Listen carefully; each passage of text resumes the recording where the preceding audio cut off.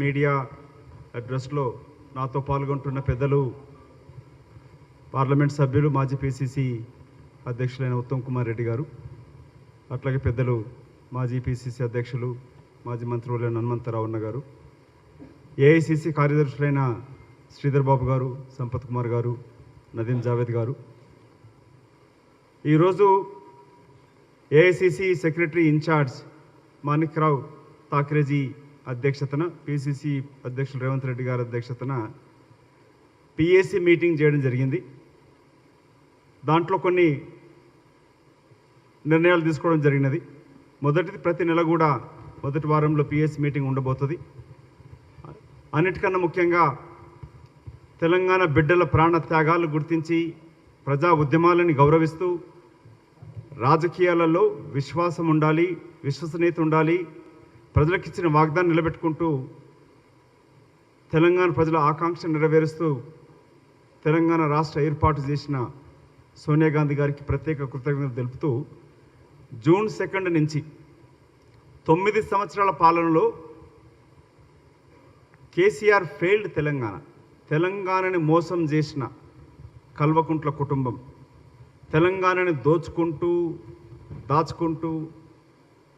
10 సంవత్సరాల పాలనలో 100 సంవత్సరాలు సరిపడేంత ఆస్తులు కొల్లగొట్టిన కల్వకుంట్ల కుటుంబం ఆఖరికి తెలంగాణ పేరును కూడా పార్టీ నుంచి మార్చేసి బీఆర్ఎస్గా మార్చుకొని ఇవాళ తెలంగాణను దోచుకుంటున్నప్పుడు రాష్ట్ర ప్రభుత్వం గత 9 సంవత్సరాల నుంచి తెలంగాణ ప్రజలకు ఇచ్చిన వాగ్దానాలు ఏవి నెరవేర్చకుండా 100 కోట్లు ఖర్చు పెట్టి సంబరాలు చేసుకుంటా ఉన్నది. కానీ తెలంగాణకు ప్రాణాలు అర్పించిన 1200 పైన యువకుల కుటుంబాలు, తల్లిదండ్రులు గోస ప్రజలకు కనబడుతూ ఉంది. ఉద్యోగాల నియామకాలు జరగలే, నీళ్లు దోచుకోబడతా ఉన్నాయి. ఏ ఆంధ్ర వాళ్ళు దోచుకుంటారని చెప్పిన వ్యక్తి ఇవాళ వాళ్ళకు దోచిపెడతా ఉన్నాడు. బీఆర్ఎస్ పార్టీ వైఫల్యాల పైన 20 రోజుల ప్రోగ్రాం కాంగ్రెస్ పార్టీ అధ్యక్షతన, కాంగ్రెస్ పార్టీ నాయకత్వాన తీసుకోవాలని నిర్ణయం జరిగింది.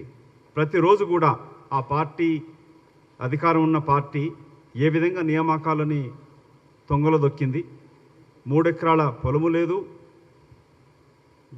2 బెడ్రూమ్ల ఇల్లు లేవు, నీళ్ల దోపిడీ జరుగుతున్నప్పుడు వాటిపైన ప్రజలకు వివరించాల్సిన అవసరం గమనిస్తూ కాంగ్రెస్ పార్టీ, సోనియా గాంధీ గారు తెలంగాణ రాష్ట్ర ఏర్పాటు చేసినది కాబట్టి మొదటిగా వారికి ప్రతి మండల కేంద్రంలో పార్టీ ఫ్లాగ్ ఎగురవేస్తూనే సోనియా గాంధీ గారికి జాతీయ జెండా ఉంటుంది, పాలాభిషేకం చేయాలని కూడా ప్రతి కాంగ్రెస్ పార్టీ జిల్లా అధ్యక్షులని కోరడం జరుగుతుంది.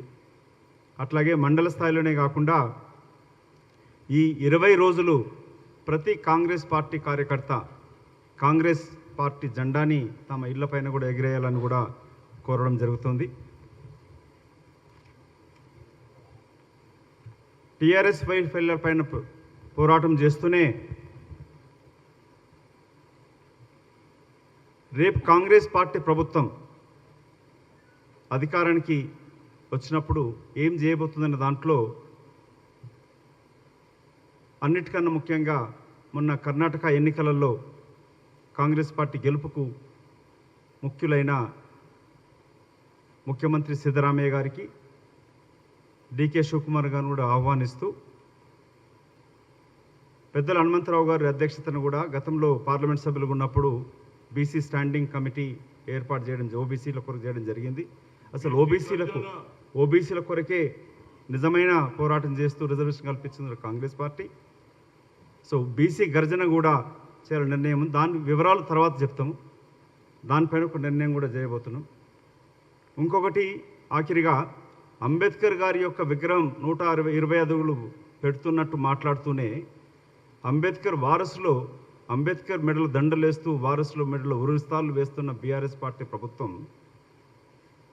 చేస్తున్న మోసాన్ని ప్రజలకు వివరించాల్సిన అవసరం. ఏ విధంగా దళితులను మోసం చేశారనేది మిత్రుడు సంపత్ గౌడ్ వివరిస్తారు. కానీ అన్నిటికన్నా ముఖ్యంగా హనుమంతరావు గారు అంబేద్కర్ విగ్రహం గురించి గత 3-4 సంవత్సరాలు 2019 నుంచి పోరాటం చేస్తూ ఉన్నారు. పిఎస్సి ఒక నిర్ణయం జరిగింది.